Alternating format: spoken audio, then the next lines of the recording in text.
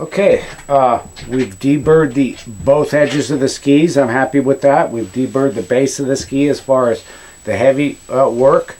So now the next thing I'm going to do is go ahead and start to cleanse the base. Now, you can hot scrape the ski if you want, but regardless of whether you hot scrape it or not, you need to brush it first.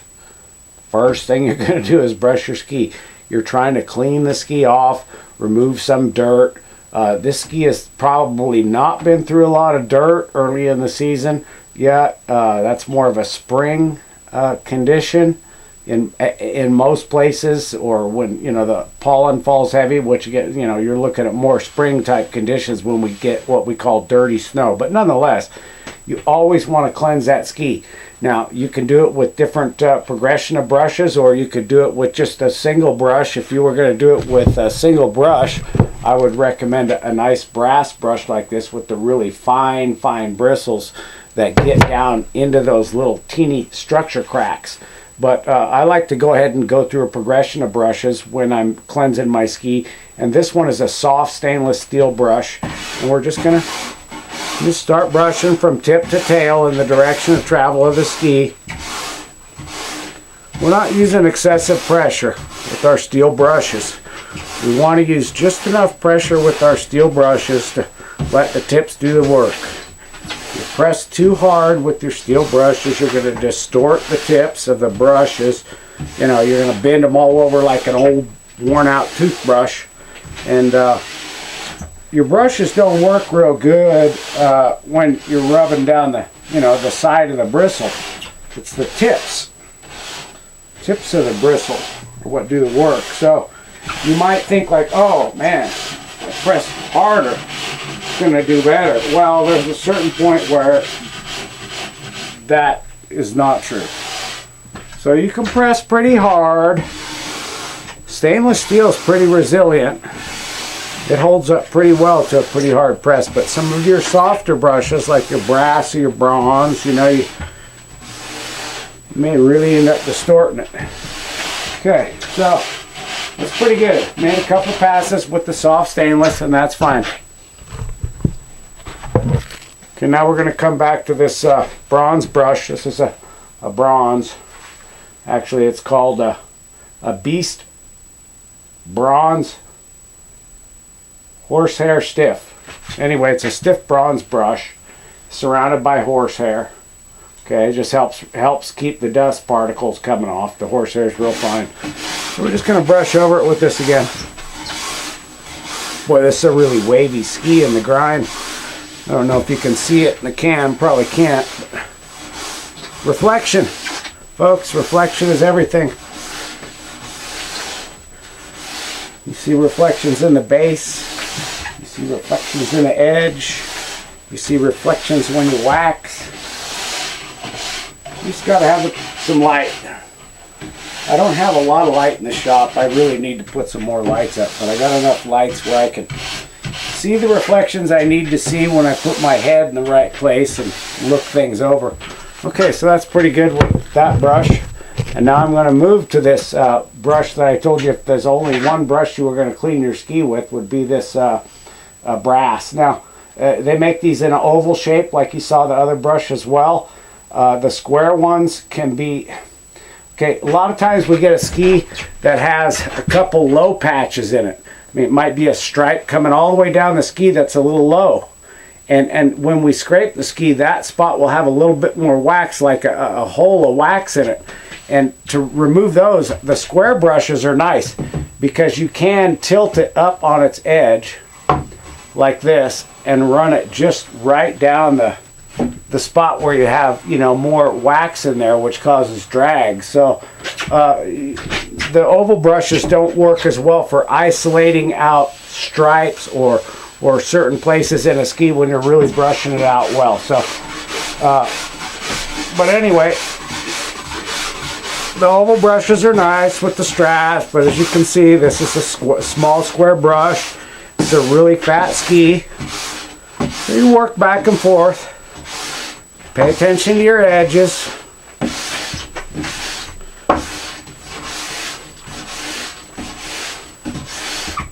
Okay. Now, one thing you'll notice when you brush a ski and you clean it out, if it's been waxed well, like this one was waxed in my hot box, my Zoom box, prior this year. And it's been skied quite a bit. He's a little bit late on getting back to, you know, the wax situation, but, you know, hey, that happens sometimes, folks. This is his only ski right now, and he doesn't have an alternate ski to use, so, but because this has been really soaked in the hot box well, it's not dry as far as completely dried out. It's a little more worked on the edges, and again, that's typical of any ski. It's a little drier looking on the edges right under the real hard work area, but it's not dry. So a good re-ironing will re-up the wax in the ski real well. Doesn't need to go in the hot box again at this point. It could, but I mean, it doesn't need to be. So. Okay. So we're looking pretty clean. Now there's a lot of dust that's created when you do that, so you can go ahead and take your horsehair brush if you want, you know. We've got a lot of wax dust or dust, whatever. We try to keep dust down in a ski shop, you know.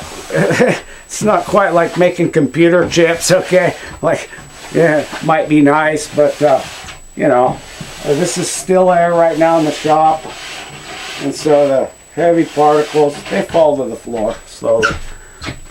But anyway, so now we're going to take our wiper, lint-free wipers, okay? Not paper towels, lint-free. And again, even lint-free doesn't mean there isn't going to be a Scotia lint visible if you rip it, you know, under the light and look for little fibers that are going to go flying. But, you know, hey, again, folks, let's not get too critical. But we want a nice lint-free wiper. Go ahead and wipe this base down once. I'm just going to go onto a fiber pad now to really try to help smooth this ski out. So these aren't real bad used. It's not a big deal. I could just set these aside and go ahead and use them again for another wipe. It's, you know, it's not like they're real expensive or anything. But okay, so we got her wiped. Oh, another thing. Now, I can see some spots in this ski where the binding was mounted. This is real common, folks. Depending on how the hole was drilled, whether it was drilled shallow or whether it was drilled too deep. A shallow hole, generally, the P-Tex will contract back into that and cause a little low spot. And those little low spots will always have a little more wax fill in them. Don't get paranoid about that. That's just real typical with consumer skis. Okay? Well, we don't see anything bad going on with the ski. Okay, here we go. We are now going to fiber pad. This is a real wide ski, so I'm gonna use a big wide file that I use for the tips of skis. Anyway, big file, hardware store file, which you've heard me say before. Don't use a hardware store file on your skis. Okay, it's fine just on the tips. Okay, just on the tips right here. Okay. Because when you're scraping, you don't want an edge sticking up above the P-Tex. So this is fine just to deburr your tip of your ski and whatnot. But the other thing that I use this big flat file for, because I know files are very brittle and hard steel and they're made flat. So we back our fiber pad up with this. This is a coarse fiber pad. Okay, these are made, I don't know who they're made by, but Beast cuts them up and sells pieces of them. And this is a coarse fiber pad. These don't have junk in them like a Scotch-Brite pad that you don't want on your ski, okay? These are specific. So, at any rate, this patch isn't even wide enough to cover this whole ski. So I can go back and forth and then go to the other side if I want and scrub the ski. This is a very super mild abrasive, okay? In this case, I think I'm going to see if I don't have another piece up here that's wider, okay, that hasn't been used. Hang on a sec here. Of course, fiber pads. No, I've already cut them all up into.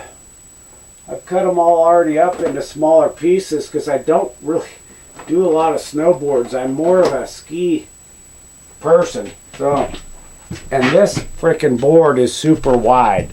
So we're just going to keep working the pad. Even though it's not covering the whole ski, we're going to scrub it. And then we'll just slide back to the other side of the ski.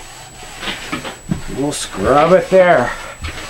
Now, if your fiber pad's scrubbing and it's scrubbing good, you'll see the reflection of the ski change, you know.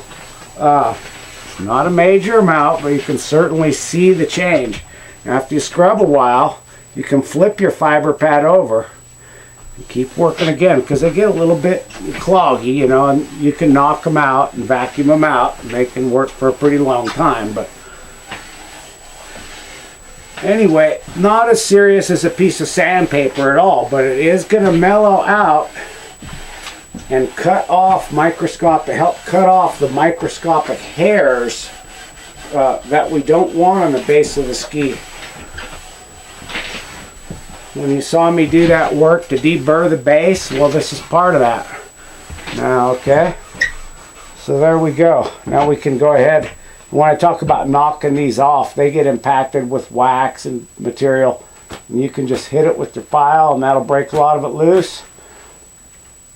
Now, and that breaks a lot of it loose and it falls to the floor. Whoop, there she goes.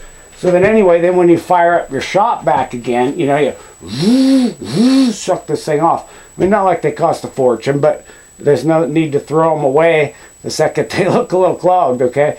Knock them out, vacuum them up, use them some more. Okay, medium fiber pad, okay? Gray color, different color, everything's color coded, you know. Okay, so now we're gonna just go ahead and work it a little bit more with the medium.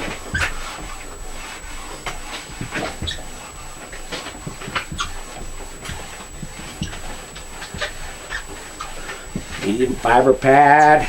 You won't notice as much of what you're seeing or what you're doing on the base.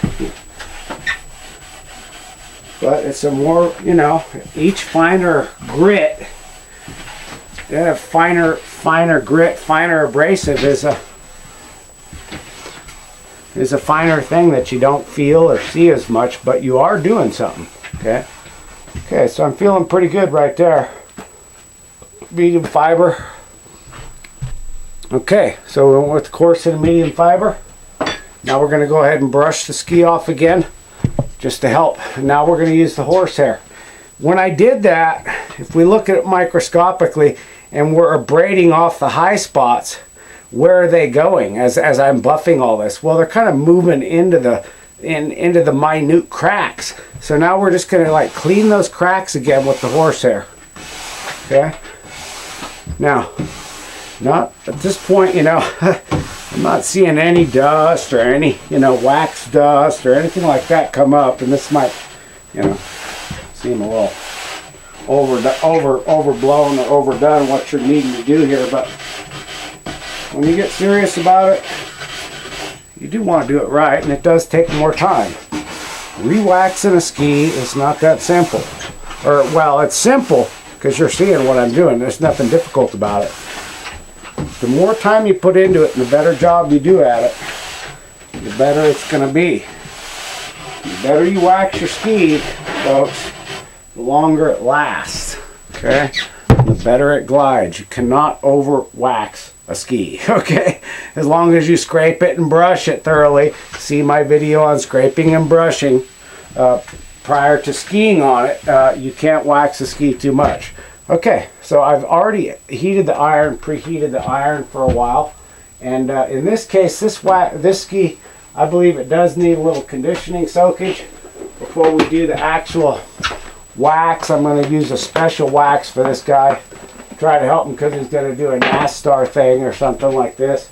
So I want his ski to run as good as I can, but we don't know the exact temperature of what it's going to be like when he skis this. I'm fairly familiar around here. I'm looking at the forecast, but you never know. So in which case your Dominator Zoom products are pretty good, you know. You don't know what the temp's going to be, but it's usually within the range of the Zoom product. You know, do a pretty good job. He's going to need a little fluorination, I believe, because we are definitely warmer, and he's at one of our lower mountains here up in Hoodoo.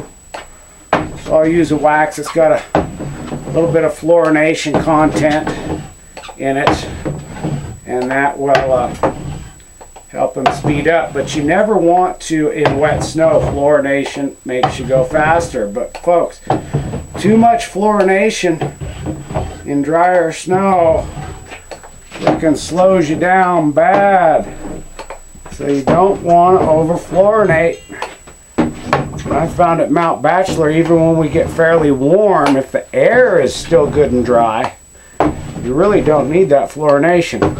Okay, so this is the way you put wax on a ski. Okay, instead of just dripping it all over, I've touched and rubbed and touched and rubbed. Got a lot of wax on this ski now, and as I go down it with the iron, it's going to slowly spread. Okay, ski iron. Do not use or attempt to use a household iron when you're waxing your skis. Okay, they do not hold the temperature. The sole plate in a waxing iron is thick. This particular Toco T8 is 800 watts, and it has grooves in the base that help the wax move and distribute across the base of the ski as you wax. And this is the other thing. I don't know if you're going to see this. This Toco T8 is set at like the lowest setting. I mean, you can go lower, but as far as where they show the little dots, okay, that starts about 180, okay?